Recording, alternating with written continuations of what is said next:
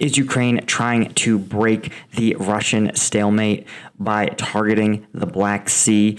And where is Ukraine looking to advance next? I'm Paul, U.S. Army combat veteran. It's August 5th, 2023. This is your daily Ukraine update. Let's get into it.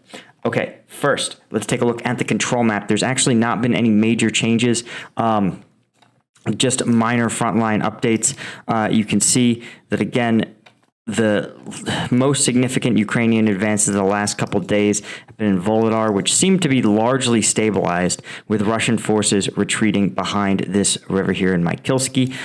You also, of course, have some Russian advances taking place over the last several days outside of Avdiivka, but even this seems to have stabilized. You also have, of course, Russian forces holding the line outside of Andriivka, despite Ukrainian efforts to get to and secure the heights above Bakhmut, Klishchiivka, Andriivka, and Kurdyomivka. When we look at the combat map, you can see Russian forces, again, really seemingly abandoning their big push in the north, and instead focusing their efforts on counterattacking in and around Bakhmut, north in this Andriivka, or Avdiivka cauldron, so to speak, pushing outside of Donetsk city and counterattacking near Oruzane. But what we're not seeing is any sort of meaningful, cohesive, offensive plan by Russia. This is about them counterattacking, disrupting Ukrainian efforts wherever they might be. When we go over to Warmapper is actually reporting that Ukrainian forces have secured some additional positions outside on the eastern flank of Robotyne. You can see they're listing it here, where Ukrainian forces are actually nearly parallel with the southern end of Robotyne, which would be a sign of some level of progress after several weeks of really pretty stalled out progress. Of course, if you guys are members of Combat Vet News, you already know that we just dropped a video, kind of a wild one, where you saw Ukrainian forces clearing a trench using Russian forces' own weapons. Literally like something out of an FPS video game, where you use the enemy's ammunition and weapons to keep in the fight. If you're interested and you want to support the channel and get those uncensored combat videos, any one of these tiers will get you access to an exclusive room on the Discord, the members only content, and more importantly, it'll support the channel, since this is the primary way that you can, right? Sponsors have kind of dried up, right? YouTube doesn't really love war content, but I believe this mission's important, so I'm going to keep doing it, and I appreciate your support. Institute for the Study of War is actually reporting that there's been quite a number of Ukrainian strikes against Russian logistics and port infrastructure, especially in occupied Crimea and a key Russian naval base called Krasnodar Krai. This was done by both naval and aerial drone strikes. And while Russian MOD said that Russian air defenses downed up to 13 Ukrainian drones targeting Crimea, there is footage showing Ukrainian drones striking an oil depot. And as well, they also depict naval drones attacking a Russian naval base in Novorossiysk.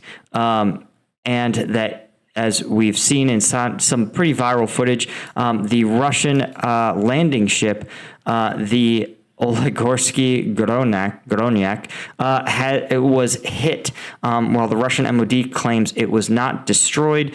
The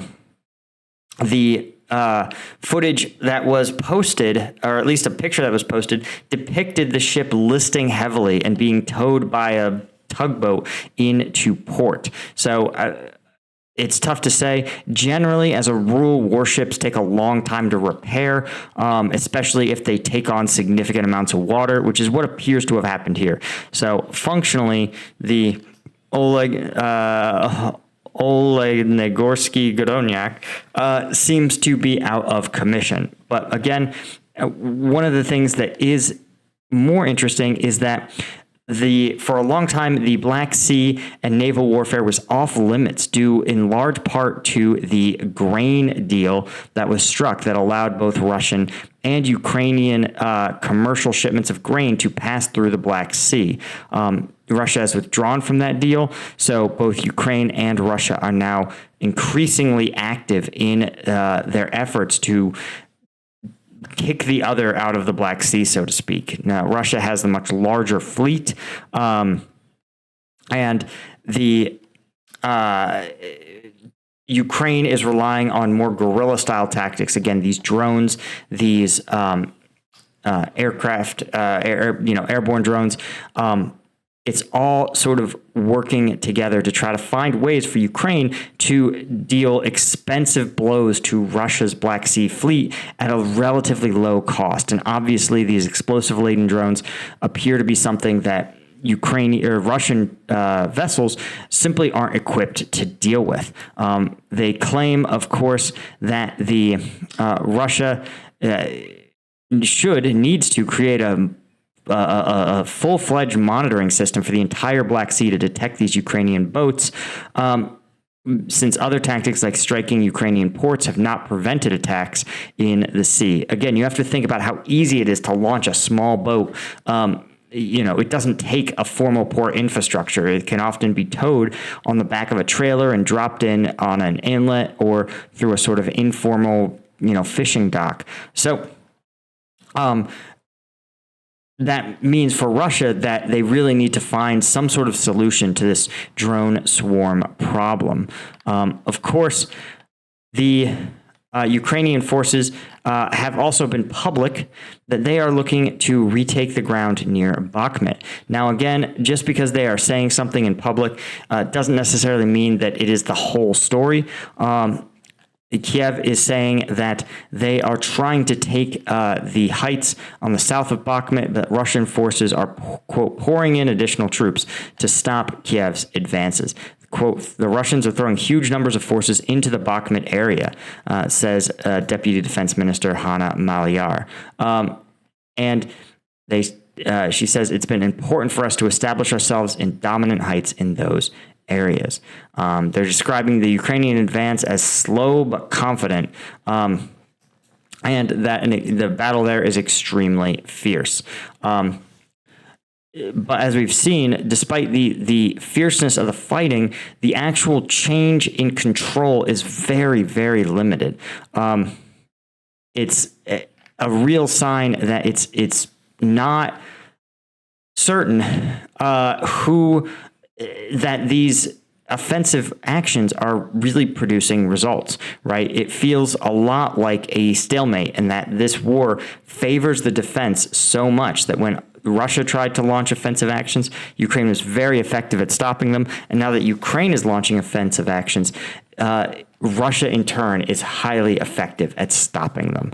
And so it's a big question mark for almost everyone in this conflict as to what do you do now? And is there a bigger, better breakthrough on the horizon? Again, it's not clear what that would look like for Ukraine. It seems to be targeting Russian logistics. They believe that continued pressure on Russian logistics systems will eventually break them off.